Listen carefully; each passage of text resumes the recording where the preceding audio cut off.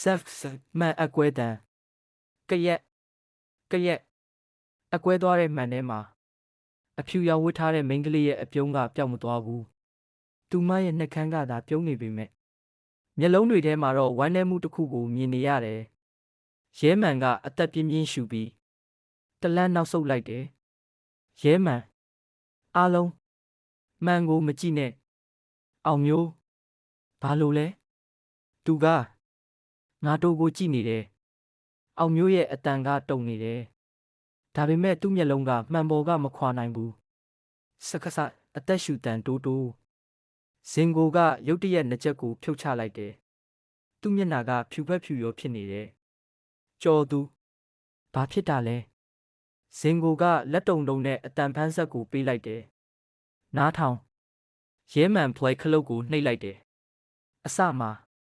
လေတိုက်တံပဲကြားရတယ်ပြီးတော့သူတို့လေးယောက်စကားပြောတန်အဲ့ဒီနောက်တိုးတိုးလေးအတန်တစ်ခုထွက်သွားဒီအိမ်ကမင်းတို့ကိုမလွတ်တော့ဘူးရဲမှန်မျက်မှောင်ကျုပ်သွားတယ်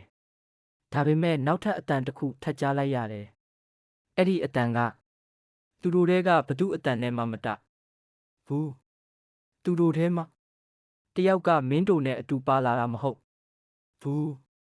အားလုံးတိတ်ဆိတ်သွားကြတယ်အောင်မျိုးကရေပိုစူးစားပေမဲ့ရဲတမ်းမထွက်ဘူးအောင်မျိုးအဲ့ဒါဘလို့အထိပ္ပယ်လဲကျော်သူကချက်ချင်းပြန်မေးလိုက်တယ်ငါတို့လေးယောက်ပဲလာတာလေရဲမှန်ကတယောက်ချင်းစီကိုကြည့်လိုက်တယ်အောင်မျိုးစင်ကိုကျော်သူအားလုံးကသူနဲ့နှစ်ပေါင်းများစွာအလုတ်တွဲလှုပ်လာတဲ့တငယ်ချင်းတွေဒါဆိုအတန်ဖန်းဆက်ကပြောတဲ့တယောက်ဆိုတာဘသူလဲရုတ်တရက်ဆက်ခိုက်တစုံတစ်ခုပြုတ်ကျတန်ဒုံအတန်ကစင်ကြံဘက်ကလာတာရဲမှန်ကတကားကိုထပ်ဆွဲကြည့်လိုက်တယ်ဒီတခါတကားကအလွယ်တကူပွင့်သွားတယ်အားလုံးအံ့ဩသွားကြတယ်ကြော်သူအခုလေးတင်ဖွင့်မရတာရဲမှန်ဒီအိမ်ကငါတို့ကိုသွားခွင့်ပေးတဲ့အချိန်နဲ့မပေးတဲ့အချိန်ရှိနေတယ်သူတို့လေးယောက်စင်ကြံနဲ့ထွက်လာကြတယ်ဖုံတွေတက်နေတဲ့ကျမ်းပြင်ပေါ်မှာအရင်ကမရှိခဲ့တဲ့အရာတစ်ခုကိုတွေးလိုက်ရတယ်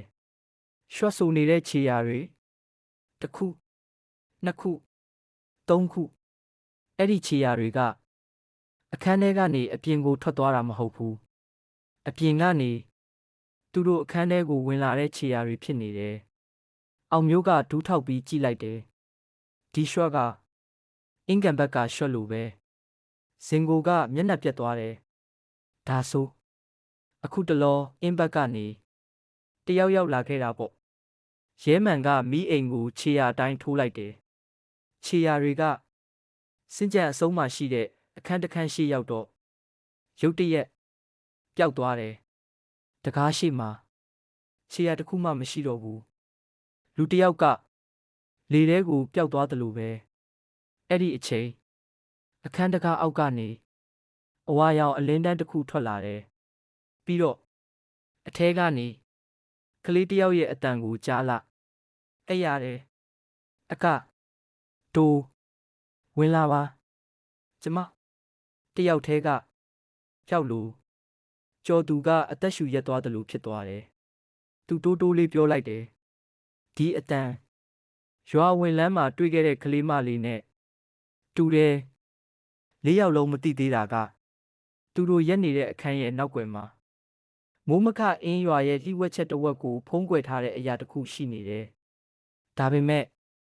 အဲ့ဒီတကားကိုဖွင့်လိုက်တဲ့အချိန်ကစပြီးသူတို့တဲကတယောက်ဟာဘယ်တော့မှအရင်လိုပြန်မဖြစ်တော့ဘူးဆက်ဆာကလေးရဲ့တန်တိုးတိုး